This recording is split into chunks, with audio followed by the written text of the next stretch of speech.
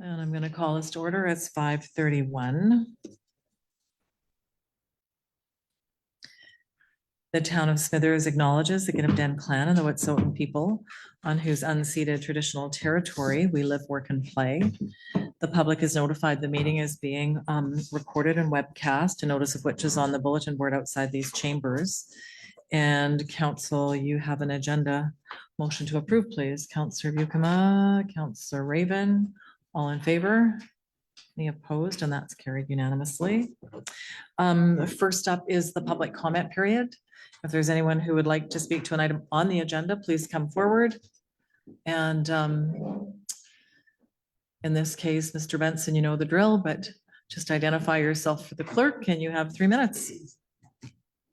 And just the item too, for our benefit, which item you're speaking to.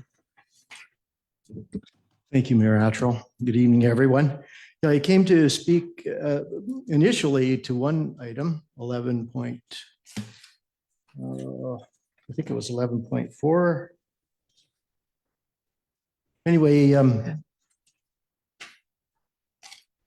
The select no, committee. sorry, 14.3.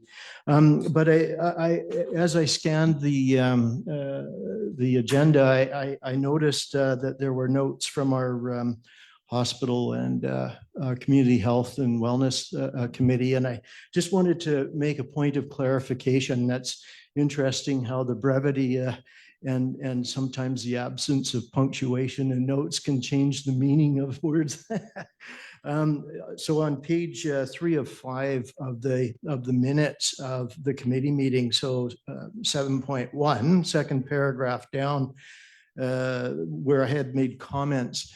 For context, my comments were with regard to expanding on the need for more discussion related to hospital services, RCMP enforcement, and economic development. And so particularly with enforcement and economic development, there was not a blend there. So it would be address violent crime, comma, and then focus on resource rather than public sector development because of the fickleness of the economy and the political environment. So that's that in brief. For the rest, Council Patterson can certainly comment to any questions you may have about how things are going with the committee. It's progressing along nicely, though, I have to say. With regard to 14.3, this is with regard to a letter of support or a request for a letter of support for Smithers Citizens on Patrol Society. The objective actually is to acquire another patrol vehicle. The patrol vehicle that we did have at the outset, the lease expired, sponsorship diminished, and we haven't been able to replace that vehicle. Ideally, though, we would be patrolling with a clearly marked vehicle because the visibility of that adds effectiveness to the patrolling in terms of discouraging the sorts of high-risk activity that we do see from time to time.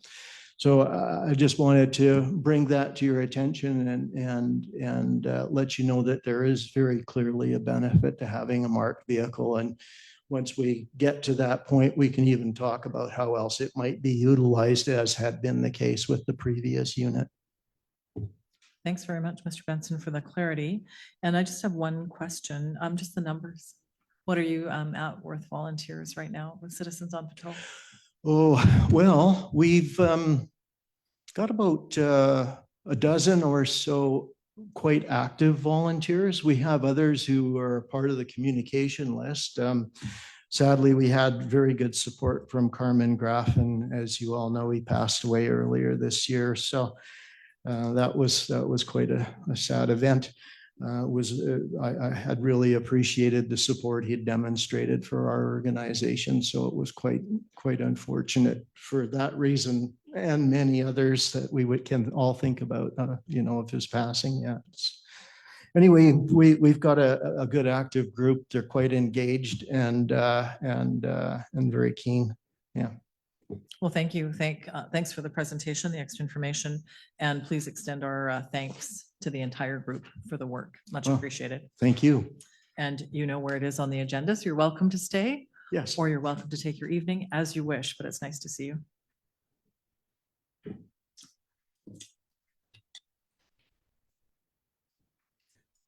Okay.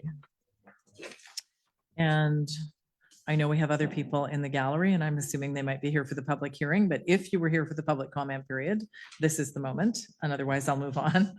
Okay. However, next up is the public hearing. And you're becoming familiar with this process, but here we go again. I'm going to read the statement for the public hearing. This public hearing is convened in accordance with the Local Government Act to allow the public to make representations to council regarding the proposed bylaw. There is one bylaw to be considered at this public hearing. Bylaw number 1988 to add a site-specific regulation to the C1A zone as necessary to permit the continued operation of the short-term rental or STR units from the ground floor of the building at 3876 Second Avenue, auxiliary to the commercial use of the front. Before I call for speakers, there are a couple of procedural points I'd like to review. Everyone who is present who believes your interests will be affected by their proposed bylaw will be given an opportunity to be heard.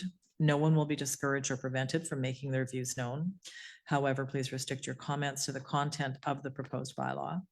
If you would like to speak, please come to the delegation table and begin by stating your name and address. Members of council may ask you questions following your presentation. However, the function of council at this public hearing is to listen rather than to debate the merits of the proposed bylaw. After this public hearing is closed, council may, without further notice, adopt or defeat the bylaw or alter it, then adopt the bylaw. Council's discussion regarding the proposed bylaw will occur under section 16 of this evening's agenda. And as is always, I will call for speakers and note that we have no correspondence. So if someone would like to speak to the bylaw, now is the moment to come forward to the delegation table. And I am required to ask 3 times, so I will. So calling for a second time. If someone would like to speak to the bylaw, please come forward. And for the third and final time, inviting anyone who would like to speak to the bylaw to come forward. And seeing none, I'll declare the public hearing closed at 5:38. Okay, thanks. And we are now at the minutes. So 8:1, we have the minutes from April 29th for approval, please. Councillor Raven, Councillor Leonard, any errors or omissions? Seeing none, all in favor? Opposed, and that's carried. 8:2, we have the minutes from April 28th, Committee of the Whole. Motion to approve, please. Councillor Bucama, Councillor Ray. Errors or omissions? All in favor? Any opposed? And that's carried unanimously. Okay, up to council reports. Councillor Bucama. Or no, did I miss something? No, Councillor Bucama, you're next. We just met 1 week ago and I have nothing to report on for the past week. Thank you. Thanks, Councillor Bucama. Councillor Elliott. Thank you, Mayor. Nothing to report at this time. Thank you. Councillor Leonard. I got some. So last Thursday, May 1st, I attended Minerals North in Prince George with Mayor Attrell, Councillor Raven, but she was working, so not council, but she was still there in spirit. And EDO, Jill Barrowman, and just want to say it's always good to catch up on the economic activity that the mining sector in BC brings to our local community and our surrounding community. It's awesome. Thanks, Councillor Leonard. And Councillor Raven was there physically too. You said she was there in spirit, but she was there, the whole package. She was fully there. Councillor Patterson. Thank you, Mayor Atchell. Just the minutes from the Community Safety and Wellbeing held on April 24th, and I can answer any questions, and there are no motions for consideration. Thank you. Thanks. I don't know why I always struggle on these. Do we need a motion to approve the minutes? No, these ones will not require a motion, just for council information. Okay, thank you. Any questions for Councillor Patterson? Councillor Ray. Just the change in the minutes that Councillor or former Councillor Benson made there, just because it does kind of change the intent of what was in there. Ms. McKinley, did you get that? Okay, that's great. So we'll be able to capture that different notation. I made it in my copy, but of course my copy goes nowhere. So, okay. And that's it, Councillor Patterson then? Okay, thank you. And Councillor Raven. So there was a couple out of body experiences at Minerals North, so I was there in body and in spirit. But the other thing that I did attend was on May the 5th was Red Dress Day. So there's the gathering at the RCMP station. And what is really good is every year that it grows. There's quite a few people there yesterday. And typically it's about missing and murdered Indigenous women and girls, and now they've actually added brothers. So there was actually posters for all of the people that have gone missing or been murdered or victims of violence across Highway 16. And those posters, there was a staggering amount. So, but it was really good to come together. I talked with a couple of the organizers afterwards, and they just really appreciate how many more of community members are showing up at the event. So that was the 5th. And then there was the Accessibility Advisory Committee, and there is a recommendation to council. And the Accessibility Advisory Committee recommend that council implement closed captioning on all meetings that are live streamed, videos placed on Facebook, PowerPoint presentations, and other communications. Okay. And once again, I get stuck on these processes, so just a seconder, I think. There's a seconder to the motion. Councillor Patterson seconds. Discussion. I just have a question of ability, like how maybe it was discussed there. So what is the, how can we, I guess that's the real question, Mr. Schroeder. Thank you very much, Mayor. Staff have had a bit of a discussion surrounding this one, and we are pleased to report that a lot of the ways that we engage with our residents, whether through Facebook, YouTube, already contained options for closed captioning. So there are ways for folks who may be hard of hearing or deaf to participate in council meetings that way. In person, we are looking at some technological solutions internally that would be able to provide that. A lot of the existing software that we use to provide meeting services already contain options for closed captioning, inclusive of PowerPoint, Zoom, Teams, a lot of these tools that we regularly use. So a lot of it will be investigating what we have at our disposal and what, if anything, needs to be applied. Thanks, Mr. Schroeder. Councillor Ray. Yeah, I think the one concern I would have is that if the town's providing them, that we may have a legal responsibility for the accuracy. I know when you watch closed captioning on YouTube or whatever, that is quite often inaccurate. Not enough that if you can hear what's going on, that you wouldn't pick up on it. But if you can't hear what's going on, trying to watch things in silence in the dark while everybody else is trying to sleep, there are quite often inaccuracies. And so it's a little bit hard to rely on the closed captioning. Thanks, Councillor Ray. Councillor Patterson. Thank you, Your Worship. And obviously I'm not the expert, so I defer to staff, but I would think that we would be covered because we have a record of the minutes after following, just for thought. Mr. Schroeder. Thank you very much. And yes, largely that is true. And correct minutes are the final certified product that the municipality produces, saying what happened. The challenge is always whether or not courts agree with that, and whether or not they determine that videos do represent a part of the record. Generally speaking, courts have aired that minutes are the final record, though in some situations videos have been permitted to expand upon the deliberation of council, though not substitute. So just sort of within the context of this, I believe that closed captions, even if inaccurate, would still be allowable, as it's an imperfect tool to solve an existing challenge. Thanks, Mr. Schroeder.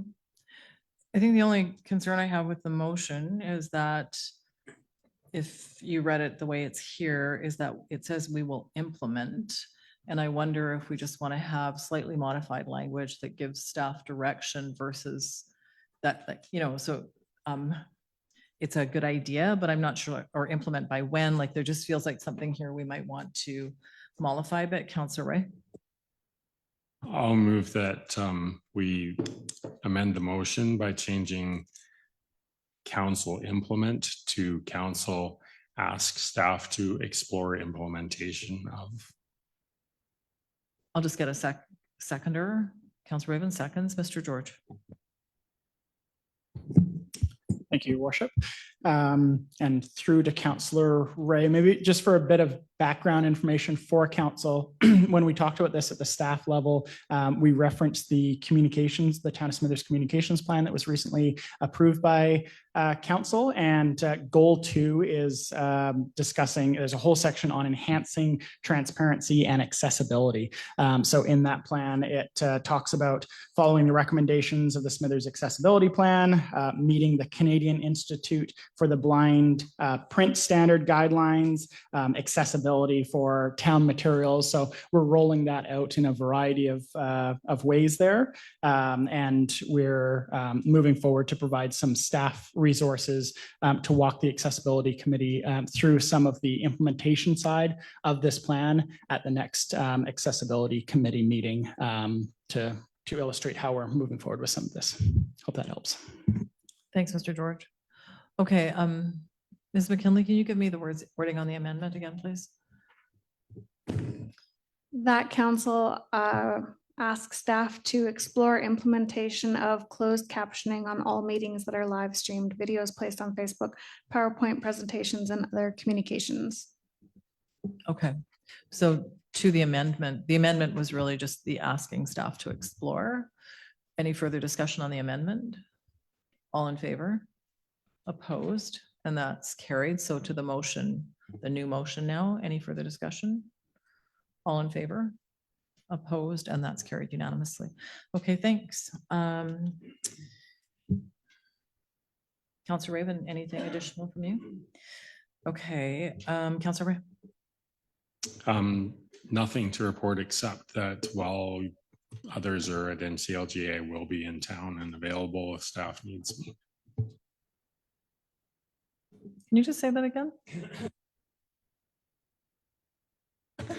Just that while others are at NCLGA next week, I will be in town and available if staff needs anything from me. Thanks, Councillor Ray. Appreciate that. Okay, a few things. I was remiss off the top of the meeting, but I'm going to do it now. And Deputy Chief Herzog, could you please introduce the gentleman you have with you, because it's his first time at this table in this capacity. So allow us to welcome Deputy Chief Rowell. Thank you, Your Worship. So I'd like to present to Mayor and Council our new Fire Chief, Chief Sean Rowell, comes to our department from within with a great deal of experience. And at this time, I will allow him to introduce himself. Thank you, Mayor and Council. My colleague was nice enough to tell me about this about 10 minutes ago before we got here. I thought it'd been more fun if you just left it to the moment I got here and you asked. But yes, I think I've met many of you before. I've been with the Smithers Fire Department for about 18 years now. My last post was as captain. While I was a volunteer there, I took the courses to become a fire officer. So when this job came available, I was excited to take it. The role is training and operations. I have a deep background in coaching, and I think that passion is going to be well spent on this new task. Outside of being a member of the fire department, I'm still sometimes practicing lawyer, but that's tailing off, thankfully. But I'm excited about the new opportunity, and to be able to work on this with this department in a full-time role is really exciting for me. Thank you. Well, thanks, and thanks for the introduction, and thanks for being here at the table. And I do want to thank both of you and those in the department for your work. We all hear about the value of volunteerism, and I realize for some folks, as you're stepping up into different roles, there is volunteerism and there is paid work too. But I just want to recognize the value of that volunteerism and all the years that you've put in. And thank you for considering full-time work with the department now. I'm assuming it's full-time work. And, bringing that experience and your energy to the department, it is appreciated. And, we do see representatives of the fire department at this table, but it's not always the same person. And I don't always think to extend that thank you. So I appreciate you being here, Matt, as well, for all the years of service. And I hope you'll take that back to the other members and just let them know we do appreciate the effort on behalf of community. It does make the place better and it is recognized. So thank you for joining us and for being here at the table tonight. Okay, so I think a couple of things I wanted to say just in terms of council reports. Last week was a bit of a busy week. We did have a council meeting, so it's not such a long time as one of you had said. But there were a couple of events last week that I was able to participate in, and one was the North Can Forum by the Community Energy Association. And I was invited to be on a panel there talking about the initiatives taken by this community in terms of climate action, in terms of energy. And I particularly wanted to acknowledge our climate action specialist, Sam Padel. She put effort into helping me get ready, and she was there, and it gave me an opportunity to recognize how she's recognized. And so we often don't get to see that when our staff are somewhere else. So I had some nice feedback from folks at the Community Energy Association on Sam, and I certainly appreciated the effort that she put into helping me get ready for a panel. So kudos to Sam Padel. And then at Minerals North, as Councillor Leonard had talked about, we were there and I was on a panel there as well. It was sort of on communities and how we're preparing our infrastructure for what might be coming in the region in terms of development, with a particular focus on mineral exploration and mining. So I was on the panel with my colleagues, Mayor Yu from Prince George and Mayor Bouatache from Terrace. So it was interesting just to be asked to think about that, like what do we do to get ready? And while the focus was on the mineral industry, I think we get ready the same way, you know, regardless of the industry. If we expect more people coming, more demands on the community, more demands on our infrastructure, that is something we have to be aware of. And when we hear the jobs, particularly out of that sector though, if projects are approved as they work through, it's not about 10 or 20 more people, it's about thousands of people in the Northwest. And so that's daunting to think about. They don't happen overnight, but in terms of what we're thinking about in being able to have more businesses, you know, fluidity at the airport, land available, like that is something we must consider. So it was also interesting to be asked to focus on that a little bit. So what can we do?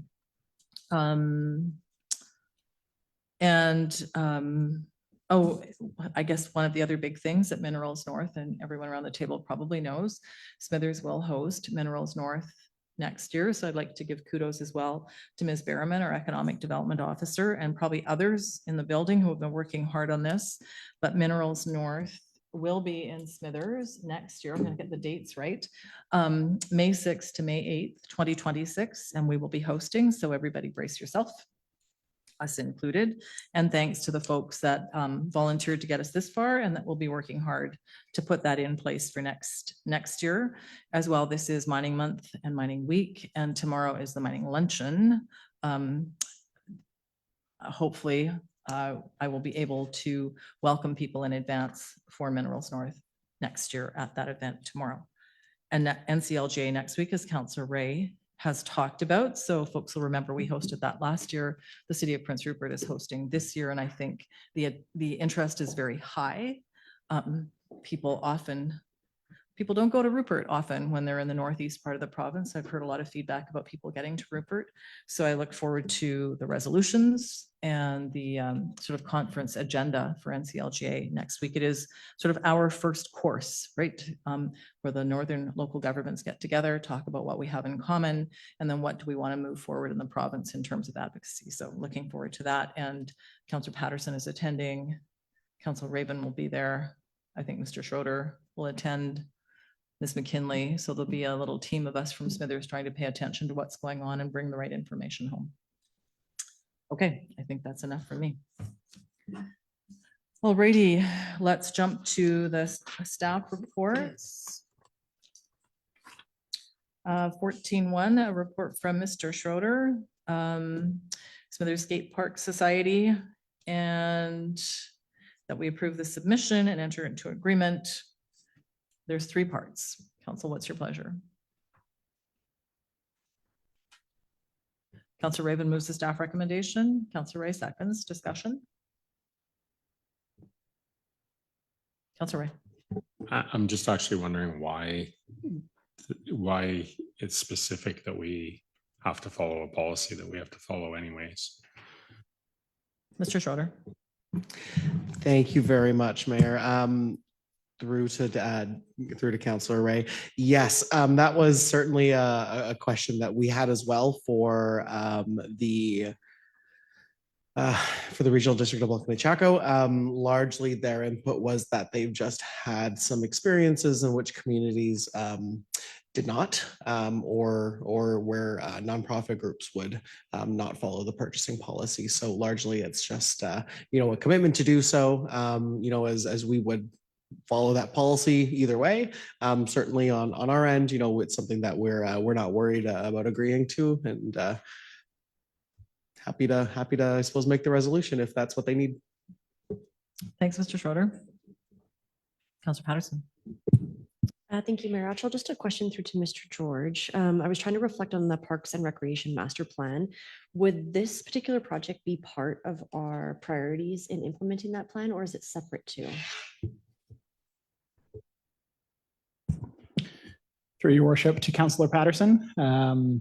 Give me a couple minutes and I'll let you know. Come back to me on that. Thanks. Thanks, Mr. George. Just quickly, while others are thinking, I'm seeing this as the application to the RD. So maybe specifically, which part of our budget are you thinking about? Like, we haven't actually put much into the skate parks. And I think that's actually part of my question, is just to try to actually get a sense of if this is part of advancing the Parks and Recreation Master Plan on our behalf, or if it's just specific to the agreement. I just wanted to triple check.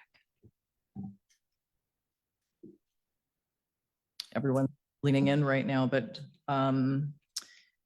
this is for phase 3 of the project. I'm stepping out on a limb while others are thinking, but this is to support the skate park versus our plan. So they have that designated area and the funding will support their development. I had Mr. Schroeder, if you wanted to jump in, and Mr. George, if you want me to go to Mr. George. We're all vying for the mic here, right? Through to your worship to Councillor Patterson. Yes, this is in the Parks and Recreation Plan. It's outlined as part of the planning for Heritage Park for the planning phase there, and working with community partner organizations such as the skate park. So, and they were part of the consultation period, for the creation of the park there. Any other questions? Okay, all in favor? Any opposed? And that's carried. And 14.2.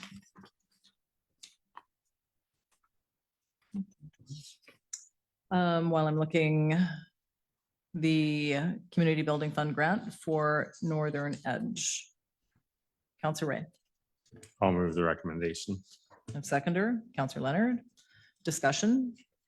Councillor Patterson. Just a quick question, Your Worship, through to our CAO, just recognizing that these are similar in that the town would then hold the responsibility for complying and fulfilling the grant requirements.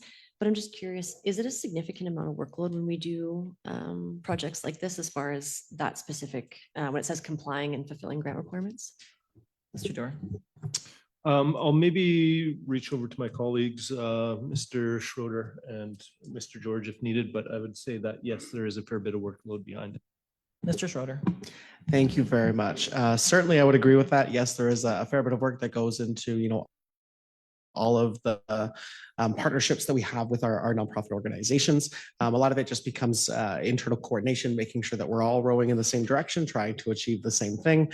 And then, some of the work stemming from grant applications, stemming from, some of these other requirements. Though a lot of the work in terms of coordinating the actual improvements to be done obviously is taken on by the nonprofit organization themselves. With that, a lot of our role is mostly approving the designs that they've requested, and making sure that the town has a hand in approving what improvements are made to our facilities and buildings, as a lot of those will come, well, all of them at the end of the day will come back to the town.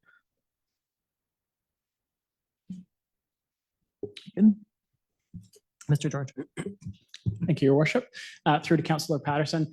Yeah, I'd agree with both my colleagues there. On the grant writing side, grant writing, applying for the grants, but also the reporting takes a decent amount of time. And that's why we continue to have our grant writer partially funded through grants through Northern Development. And as part of the budget period this year, we increase that contribution amount that we have from the town side. So then we can have more hours as the position is split between nonprofits and town projects that the grant writer is supporting with for that element there. Any other questions? All in favor? Any opposed? And that's carried unanimously. Okay, 14.3, the report from Ms. LeBlanc on a letter of support request from Smithers Citizens on Patrol. Councillor Buckham. I'll move that we write a letter of support. Councillor Raven seconds. Councillor Ray. Sorry, that was a very slow second. Okay. All right, that's fine. Question, Councillor Buckham. We were reminded earlier tonight when former Councillor Benson spoke just of the important work that Citizens on Patrol is doing. So I think it's a very easy letter of support to write on our behalf. Thank you. Thanks, Councillor Buckham. Okay, all in favor? Any opposed? And that's carried unanimously. Alrighty, 14.4, we have more letters of support requests from Proton Foundation for the Main Street Market. Councillor Elliott. I will be recusing myself. I'm on the board of Proton. Okay, thank you.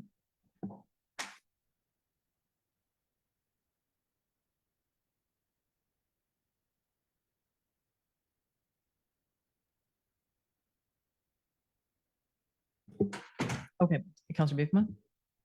I will also move that we write a letter of support for the Proton Foundation.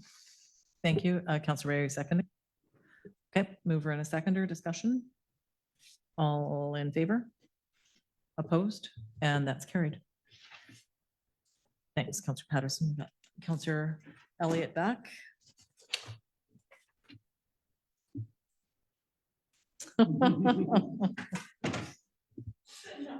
And just for your information, was supported. Okay, so we are at 14.5, Deputy Chief Herzog report for the UBCM Community Emergency Preparedness Fund Next Gen 911 grant application. There's too many words in these. Mr. Herzog.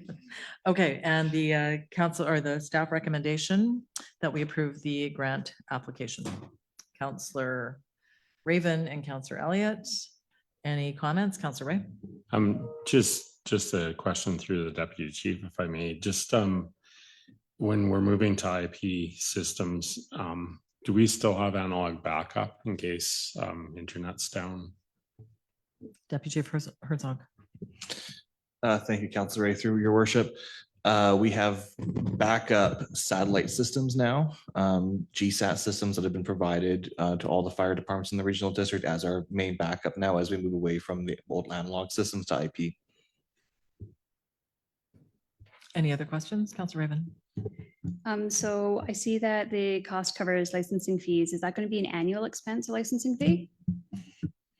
Thank you, Councilor Ray, through Mayor. There is a one-time registration fee, licensing fee for each apparatus. That's $3,500. And then every year following, it's a single registration fee of $3,500 for licensing. So it'll be an annual fee of $3,500, roughly. This is just something for us to think about around the table. It's $3,500 isn't much, but it's again downloading. So something for us to think about. Thanks, Councillor Raven. Okay, any other comments, questions? All in favor? Any opposed? And that's carried unanimously. Okay, we have the report from Ms. Westberg, the notice of vacancies for information. And then bylaws. Report from Ms. Chandran on bylaw 1987 with the recommendations. So second reading. Someone wants to move. Councillor Raven moves. Councillor Ray. Sorry, were we moving rescinding second reading? Sorry, rescind. Yes. I skipped the word. Are you okay, Councillor Raven? So moving Counselor Raven, Counselor Ray, are you seconding with the rescinding? Okay, perfect. Thank you. Any discussion? All in favor? Any opposed? And that's carried. Thanks for that catch. Number 2, second reading. Did I see Counselor Patterson's hand? Counselor Patterson, Counselor Bucama. Discussion. Thanks, gentlemen, for your time this evening and for your work. Discussion. Seeing none, all in favor? Any opposed? And that's carried. Okay. 16.2 for third reading. Let me catch up again. Pages. I didn't get my little stickies into things tonight, so. Okay, so we are at 16.2, so bylaw 1988 for third reading, please. Counselor Ray. So Moves, seconder, Counselor Raven. Discussion. Seeing none, all in favor? Any opposed? And that's carried. Thanks. And I know sometimes those go quick at the end, and we'll just acknowledge all the work back and forth. So thanks to staff, thanks to the applicant for just hanging in there. We get through things. Sometimes it takes a while. Okay, and 16.3, financial plan for adoption, bylaw 1992. Counselor Bucama. I'll move adoption. Thank you. Counselor Raven seconds. Discussion. Seeing none, all in favor?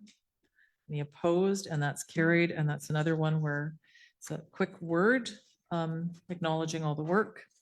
And then bylaw 1993 for adoption. This is the property tax rates. Counselor Raven, seconder, Counselor Ray. Discussion. All in favor? Opposed? And that's carried unanimously. And same for that one. Lots of work to get there. So thanks. Thanks as well to Mr. Payne, who's not with us this evening.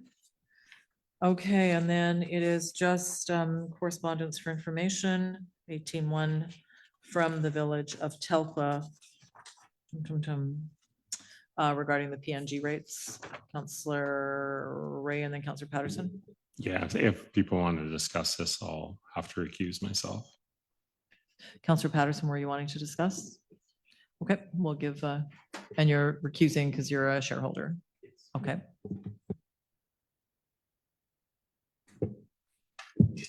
And Counselor Ray has left. Counselor Patterson. Thank you, Mayor Attrell. I actually had a quick question through to staff. When I read this letter, I recognized that we had had a discussion around sending a letter to the province, and I just wanted to confirm if it's possible to include a question in how the recent increases align with the province's energy plan. And I ended up going down a rabbit hole of reviewing our energy plan, and there's specific commitments with key performance indicators related to affordable energy rates, including natural gas. So I just couldn't recall the specifics of our note, if it was going specific to the BCUC or if it was also going specific to the province. Mr. Schroeder. Thank you very much, Mayor. Through to Councillor Patterson. The letters that were requested were one for the for PNG, which was a sort of addressing some of the concerns that council had and requesting a delegation from them. And then the second portion of that was a letter to the BCUC, noting some of the general concerns, but also asking for a delegation to council from them.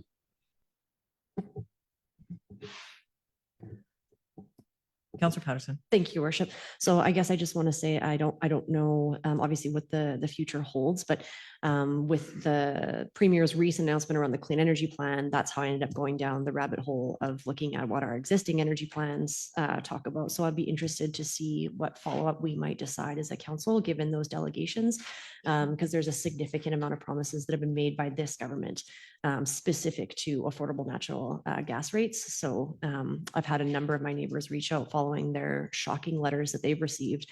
I think one of my neighbors talked about, $34 worth of usage and his bill will be $234. And that's just in delivery fees. So again, I'll be interested in the delegations, but also in our follow-up and recognizing that we'll be going to UBCM. So maybe there's an opportunity there for us to do some more work too. So thank you very much. Thanks, Counselor Patterson. Anything else on that one? Okay, and then we have, oh, right. Bring Counselor Ray back. Forgot about him. And the last one from Coast Mountain College. If there, oh, actually, I don't know if anyone wanted to talk about it. Now I'm just walking through. If we're good, we're good. Counselor Bukema. I don't know. I was very happy to read the letter in 18.2. I know Coast Mountain College has struggled with enrollment in the past, and to see that it's up 41%, I think is something to celebrate. Thanks, Counselor Bukema. Counselor Ray.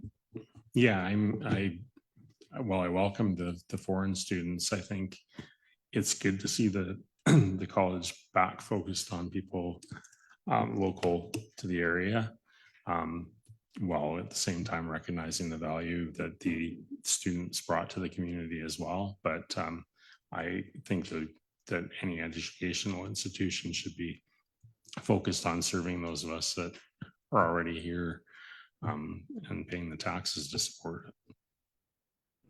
Thanks, Counselor Ray. Counselor Raven.